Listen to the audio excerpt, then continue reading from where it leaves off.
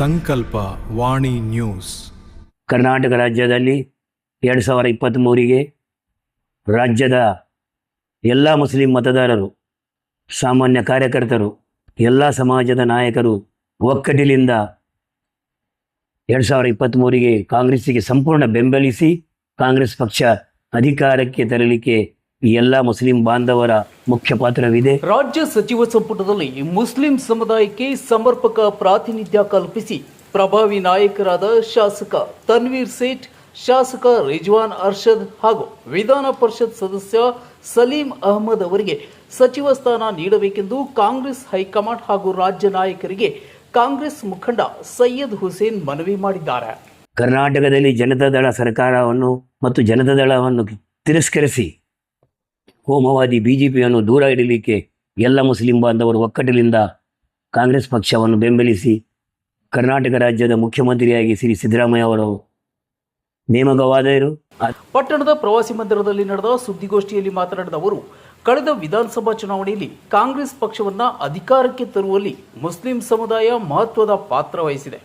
ಹೀಗಾಗಿ ಸಚಿವ ಸಂಪುಟ ವಿಸ್ತರಣೆಯಲ್ಲಿ ಸಮುದಾಯಕ್ಕೆ ಸೂಕ್ತ ಪ್ರಾತಿನಿಧ್ಯ ನೀಡಬೇಕೆಂದು ಆಗ್ರಹಿಸಿದರು. ನಮ್ಮ ನೆಚ್ಚಿನ ನಾಯಕರು ಮುಸ್ಲಿಂ ಮಾಸ್ ಲೀಡರ್ ಹಾಗೂ ರಾಯಚೂರು ಜಿಲ್ಲಾ ಉಸ್ತುವಾರಿ ಮಂತ್ರಿಯಾಗಿ ಒಳ್ಳೆ ಕೆಲಸವನ್ನು ಮಾಡಿರ್ತಕ್ಕಂಥ ಶಿಕ್ಷಣ ಮಂತ್ರಿಯಾಗಿ ಮತ್ತು ವಕ್ಫ್ ಸಚಿವರಾಗಿ ಇಡೀ ರಾಜ್ಯ ಮತ್ತು ರಾಯಚೂರು ಜಿಲ್ಲೆಯ ಎಲ್ಲ ವಿಧಾನಸಭಾ ಕ್ಷೇತ್ರಗಳಲ್ಲಿ ಒಬ್ಬ ಒಳ್ಳೆಯ ನಾಯಕರಿಂದ ಗುರುತಿಸಿಕೊಂಡಿರ್ತಕ್ಕಂಥ ಸನ್ಮಾನ್ಯ ಶ್ರೀ ತನ್ವೀರ್ ಸೇಠ್ ಅವರಿಗೆ 2ನೇ ಸಚಿವ ಸಂಪುಟದಲ್ಲಿ ಅವರಿಗೆ ಹೈಕಮಾಂಡ್ ಮತ್ತು ಎಲ್ಲ ನಾಯಕರು ಒತ್ತಾಯ ಹಾಕಿ ತಕ್ಷಣ ತನ್ವೀರ್ ಸೇಠ್ ಅವರನ್ನು ಮಂತ್ರಿ ಮಾಡಬೇಕೆಂದು ಹೇಳುತ್ತಾ, ಅದರ ಜೊತೆಯಲ್ಲಿ ಉತ್ತರ ಕರ್ನಾಟಕದ ಒಬ್ಬ ಮಾಸ್ ಲೀಡರ್ ಶ್ರೀ ಸಲೀಂ ಅಹಮದ್, ಹಿಂದಿನ ಸಮುದ್ರ ಇಸ್ಲಾಂ ಅವರು ಈ ಉತ್ತರ ಕರ್ನಾಟಕದ ಒಬ್ಬ ಮಾಸ್ ಲೀಡರ್ ಇದ್ದರು.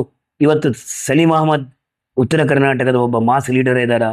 ಎಲ್ಲ ಜನಾಂಗದರ ಜೊತೆ ಮುಸ್ಲಿಂ ಬಾಂಧವರ ಜೊತೆ ಉತ್ತಮ ಸಂಬಂಧವನ್ನು ಇಟ್ಟುಕೊಂಡಿರ್ತಕ್ಕಂಥ ಸನ್ಮಾನ್ಯ ಶ್ರೀ ವಿಧಾನ ಪರಿಷತ್ ಸದಸ್ಯರು ಆದಂಥ ಶ್ರೀ ಸಲೀಂ ಅಹಮದ್ ಅವರನ್ನು ಮಂತ್ರಿಮಂಡಲಕ್ಕೆ ಸೇರಿಸಬೇಕು.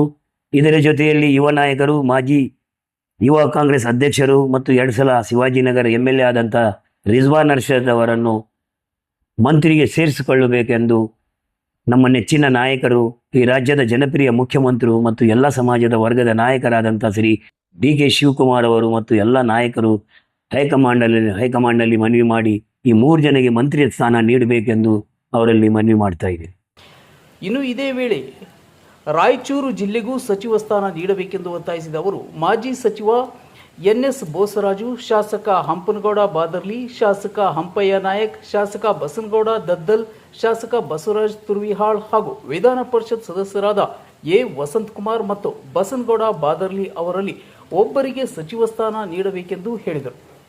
ಅಂಬರೀಷ್ ನಾಯಕ್ ಅವರು ಈ ರಾಜ್ಯದ ಮಂತ್ರಿಯಾದರು. SM ಕೃಷ್ಣ ಸರ್ಕಾರದಲ್ಲಿ ಅಲ್ಲಿಂದ ಇಲ್ಲಿವರೆಗೂ 2013 ಮತ್ತು 2004ರಲ್ಲಿ ಸಮ್ಮಿಶ್ರ ಸರ್ಕಾರದಲ್ಲಿ ಆಗಲಿ, 2013 ಮತ್ತು 18 ಸಮ್ಮಿಶ್ರ ಸರ್ಕಾರ ಆಗಲಿ, 23ನೇ ಸರ್ಕಾರದಲ್ಲಿ ನಮ್ಮ ಜಿಲ್ಲೆಗೆ ಸಚಿವ ಸ್ಥಾನ ಸಿಕ್ಕಿಲ್ಲ. ನಮ್ಮ ನೆಚ್ಚಿನ ನಾಯಕರು ಶ್ರೀ NS ಬೋಸರಾಜ್ ಸಾಹೇಬರು ವಿಧಾನ ಪರಿಷತ್ ಸದಸ್ಯರು ಇಲ್ಲಿದ್ದರೂ ಕೂಡ ಅವರು ತಮ್ಮ ಪ್ರಭಾವವನ್ನು ಮತ್ತು ಅವರ ಅಭಿವೃದ್ಧಿಯನ್ನು ಮೆಚ್ಚಿ ಅವರನ್ನು ಹೈಕಮಾಂಡ್ ಮಂತ್ರಿ ಮಾಡಿದರು. 3 ವರ್ಷ ಆದ ನಂತರ ಈಗ ಮತ್ತೆ ಅವರಿಗೆ ಆಗಲಿ ಈ ನಮ್ಮ ಜಿಲ್ಲೆಯ 4 ಜನ MLAಗಳಾದಂಥ ಶ್ರೀ ಹಂಪನಗೌಡ, ಅಂಪಯ್ಯ ನಾಯಕ್, ಬಸನಗೌಡ ದದ್ದಲ್ ಮತ್ತು ಬಸವರಾಜ್ ತುರಿಯಾಳು ಮತ್ತು ನಮ್ಮ MLC ಸದಸ್ಯರಾದಂಥ ಶ್ರೀ A ವಸಂತಕುಮಾರ್ ಆಗಲಿ, MLC ಸದಸ್ಯರಾದಂಥ ಬಸನಗೌಡ ಬಾದರ್ಲಿ ಆಗಲಿ, ಈ 7 ಮಂದಿರಲ್ಲಿ ಒಂದು ಮಂತ್ರಿ ಸ್ಥಾನ ಕೊಡಬೇಕೆಂದು ಹೈಕಮಾಂಡ್ಗೆ ಒತ್ತಾಯ ಮಾಡುತ್ತಾ ಮುಖ್ಯಮಂತ್ರಿ DK ಶಿವಕುಮಾರ್, AICC ಅಧ್ಯಕ್ಷ ಮಲ್ಲಿಕಾರ್ಜುನ್ ಖರ್ಗೆ, ಲೋಕಸಭೆ ವಿರೋಧ ಪಕ್ಷದ ನಾಯಕ ರಾಹುಲ್ ಗಾಂಧಿ, ರಾಜ್ಯ ಉಸ್ತುವಾರಿ ರಣದೀಪ್ ಸಿಂಗ್ ಸುರ್ಜೇವಾಲಾ ಹಾಗೂ KPCC ಅಧ್ಯಕ್ಷ BK ಹರಿಪ್ರಸಾದ್ ಅವರು ಈ ಬೇಡಿಕೆಯನ್ನ ಈಡೇರಿಸಬೇಕೆಂದು ಒತ್ತಾಯಿಸಿದರು. ಜಮೀರ್ ಅಹಮದ್ ಖಾನ್ ಮತ್ತು ರಹೀಂ ಖಾನ್ ಅವರು ಮಂತ್ರಿಯಾದರು. ಪ್ರಭಾವಿ ಮುಸ್ಲಿಂ ನಾಯಕರಾದಂಥ ಶ್ರೀ UT ಖಾದರ್ ಅವರನ್ನು ಸ್ಪೀಕರ್ ಮಾಡಿ 3 ವರ್ಷ ಒಳ್ಳೆ ಆಡಳಿತವನ್ನು ಕೊಟ್ಟಿರ್ತಕ್ಕಂಥ ಸಿದ್ದರಾಮಯ್ಯ ಸರ್ಕಾರಕ್ಕೆ ಧನ್ಯವಾದ ಹೇಳುತ್ತಾ ಸಂಕಲ್ಪವಾಣಿ ನ್ಯೂಸ್ ಮಾನ್ವಿ.